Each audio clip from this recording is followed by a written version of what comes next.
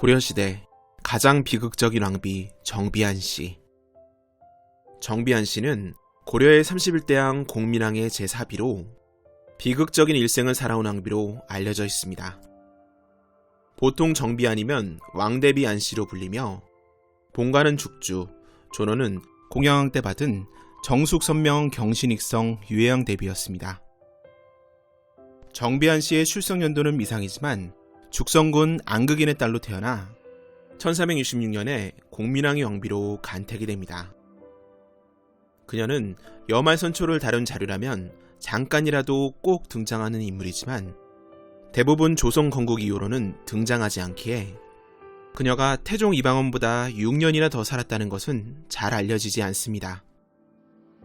이러한 정비한 씨의 아버지인 동지밀직사사 안극인은 충직한 인물로 공민왕이 가장 사랑했던 왕비인 노국대장 공주를 기리는 영정공사로 인해 수많은 사람이 죽자 그는 공사의 중지를 왕에게 간언하게 됩니다. 하지만 이에 분노한 공민왕은 안극인을 파직하고 그의 딸 정비한 씨를 궁에서 내쫓게 됩니다.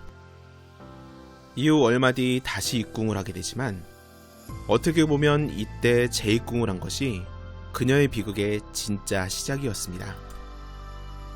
재입궁 뒤에 공민왕은 정비한 씨에게 젊고 잘생긴 남자들 뽑아 설치한 자제의 소속의 청년들과 강제로 성관계를 맺기를 강요하는 등의 비행을 일삼았으나 그녀는 단호히 거부하였고 결국 머리를 풀고 자결까지 시도하자 그제서야 공민왕은 물러났다고 합니다. 이렇게 말년에 망가진 공민왕이 1374년에 시해된 후 살아있는 공민왕의 왕비 중에 사비 정비한 씨에 관한 기록이 가장 자세하게 남아있습니다. 이비인 해비 씨와 오비인 신비엄 씨는 비구니가 되었기에 기록이 적었고 비교적 더 알려진 삼비인 익비한 씨는 공민왕의 강요에 못 이겨 자제의 홍룡과 동침을 해서 딸을 하나 낳았다고 전해지는데 이후 공민왕을 홍륜이 시했기에 우왕 때 역적의 아이란 이유로 그 딸이 사형에 처해졌다는 기록과 공양왕 때 익비한 씨가 공양왕과 왕비 순신우 씨의 셋째 딸인 경화공주를 그녀의 친정에서 양육한 공으로 토지를 받았다는 정도의 기록만이 남아있습니다. 참고로 고려 때에는 조선시대와는 달리 국왕이 여러 왕비를 두게 되는데 공민왕의 경우 노국대장 공주 이외의 비들은 후궁으로 들인 것에 가까웠지만 당시에는 정실 부인과 후궁의 구별이 엄격하지 않았기에 정비한 씨는 계속 왕실의 어른으로 남게 된 것입니다. 이렇게 공민왕의 왕비 중 정비한 씨에 대한 기록이 가장 많다고 하지만 안타깝게도 좋은 일이 별로 없었습니다. 공민왕의 뒤를 이어 즉위한 우왕은 어머니 뻘인 정비한 씨를 두고 나의 후궁들은 어찌 모씨와 같은 이가 없는가 라고 그녀를 희롱하였다고 합니다.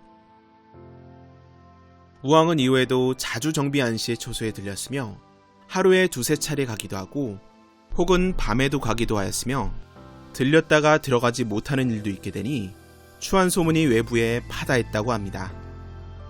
이에 그녀는 우왕이 처소에 들러도 병이 들어서 머리를 빗지 않았다는 이유로 만나주지 않았고 대신 남동생인 판서 안숙로의 딸, 즉 자신의 조카를 우왕에게 소개해 현비로 삼게 합니다. 이때 사람들은 정비가 남의 비웃음을 두려워하여 스스로 감추려 하는 것이다 라고 말했다고 합니다. 다만 천의 고하나 다름없던 우왕이 정비한 씨에게 모성애를 갈구한 것이 아니냐는 해석도 있습니다. 한편 1388년 이성계가 위화도 회곤으로 구테타를 일으키고 우왕을 강화도로 유배시키자 정비한 씨는 왕실 최고의 어른이자 대비로서 우왕을 폐위하는 교서와 조민수와 이색의 주청을 받아들여 창왕을 즉위시키는 교서를 선포합니다. 하지만 창왕이 즉위한 지 1년 만인 1389년에 이성계가 창왕을 폐위하고 공양왕을 즉위시킬 것을 강요하자 이번에는 창왕을 폐위하고 공양왕을 즉위시키는 내용의 교서를 선포합니다. 이후 정식으로 왕대비가 되어 존호도 받았지만 1392년 백응염 등 이성계의 일파가 공양왕의 폐위와 새 왕조의 창업을 윤화하는 교서를 강요하며 정비한 씨를 압박하자 힘이 없었던 그녀는 할 수 없이 공양왕의 폐위와 이성계의 즉위 교서를 선포하고 옥새를 이성계에게 넘겨줍니다.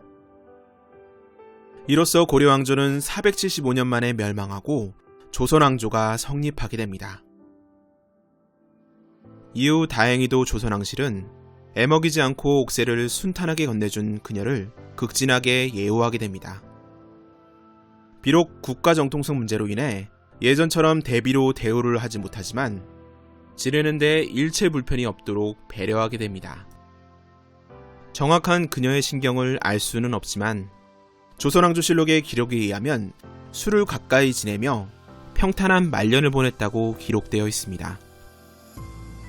태조 이성계가 신하들의 추대와 함께 정비한 씨로부터 옥새를 전달받아 왕이 된 것은 1392년 7월 17일이었으며 공식적으로 1392년 8월 7일에 그녀의 신분이 의화공주로 낮춰지게 됩니다.